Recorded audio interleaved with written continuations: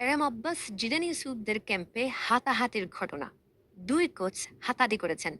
Gerard Jones on-the-bridge দলের head coach এবং সহকারী কোচ আশিকুর রহমান মিশু দুজনে হোটেলে মারামারি করেছেন এবং সেই ঘটনায় পুলিশ পর্যন্ত গিয়েছে। একবার ভাবতে পারো না কি হচ্ছে।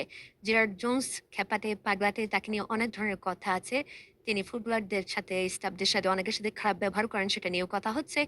এবং এই ২ কোচ হোটেলে মারামারি করেছেন এবং ৯৯৯ এ কল দিয়ে জেরার্ড জোন্স হোটেলে পুলিশ পর্যন্ত ডেকে নিয়েছেন। পুলিশ পরে সেটা সমঝোতা করেছে। তা বাফুফে থেকে এখন পর্যন্ত অফিসিয়াল কোনো বার্তা আসেনি।